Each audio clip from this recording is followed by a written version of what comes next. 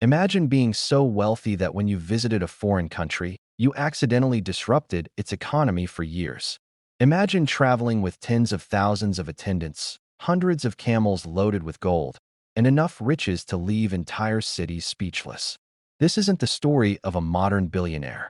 This is the story of Mansa Musa, the ruler of the Mali Empire, a man many historians believe was the richest person who ever lived. But who was Mansa Musa? How did he become so wealthy? And why does his incredible story remain largely unknown outside of Africa? Today, we cross the threshold of history to uncover the life of the legendary king whose wealth became the stuff of myth. Our story begins in West Africa during the early 14th century. At a time when Europe was struggling through wars and economic hardships, the Mali Empire was flourishing. Located in what is now modern-day Mali and parts of neighboring countries, the empire controlled some of the world's most valuable resources. Among them was gold, and not just a little gold. At the time, Mali controlled a significant portion of the world's known gold supply. Gold mines across the empire produced immense wealth, attracting traders from across Africa, the Middle East, and beyond. Around the year 1312, Mansa Musa became emperor of Mali. The title Mansa meant king or emperor. From the moment he took the throne, Musa inherited one of the most powerful and prosperous empires on earth. But unlike many rulers remembered only for conquest, Mansa Musa would become famous for something else entirely: his wealth. To understand Musa's fortune, we must understand the importance of gold in the medieval world. Gold was more than jewelry. It was power. It funded governments, fueled trade, and symbolized status. And Mali possessed vast quantities of it. Caravans crossed the Sahara Desert carrying gold, salt, ivory, and other valuable goods. Trade routes connected Mali to North Africa, Egypt, and the wider Islamic world.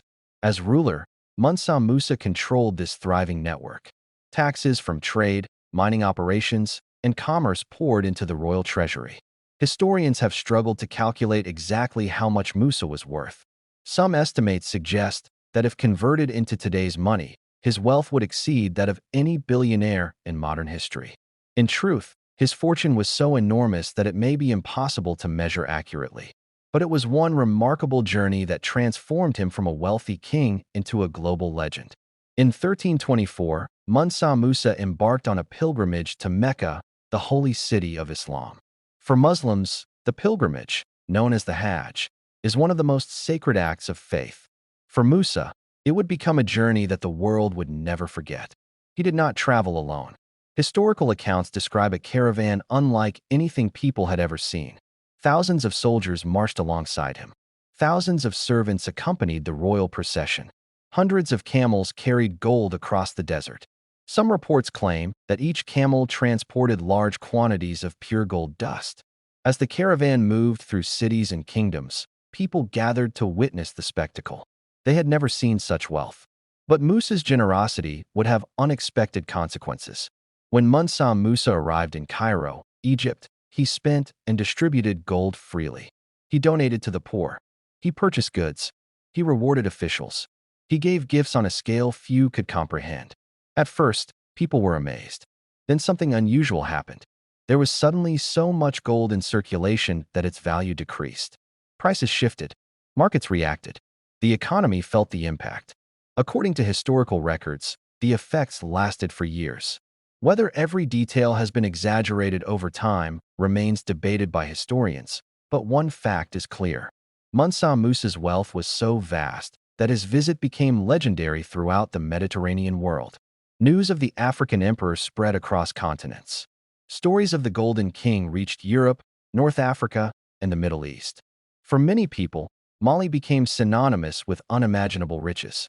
Yet Mansa Musa's greatest achievement was not simply his wealth. It was what he chose to do with it. After returning from his pilgrimage, he invested heavily in education, religion, and architecture. He commissioned mosques. He supported scholars. He encouraged learning across his empire. One city in particular benefited greatly from his vision: Timbuktu. Today, Timbuktu is famous as a symbol of learning and scholarship. During Musa's reign, it became one of the most important intellectual centers in the world. Students traveled great distances to study there.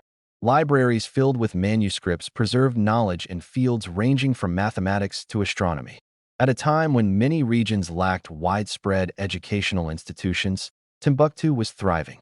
Mansa Musa transformed. More than a center of wealth, he made it a center of knowledge. The fame of Mansa Musa grew so large that European mapmakers began including him on their maps. One famous map created in 1375 depicted Musa seated on a throne, holding a golden object in his hand. For many Europeans, this image represented Africa's immense wealth. Think about that for a moment. In an age before television, newspapers, or the internet, a king from West Africa became internationally recognized. His reputation crossed deserts, seas, and cultures. His name became a symbol of prosperity. Few rulers achieved such global fame during their lifetimes. Like all great empires, Mali eventually declined. After Mansa Musa's death, the empire faced internal struggles and external pressures. Over time, its influence weakened. Trade routes shifted, rivals emerged. The once powerful empire gradually lost its dominant position. Yet, while the empire faded, Musa's legend endured. Centuries later, historians, economists, and travelers still discuss his remarkable life.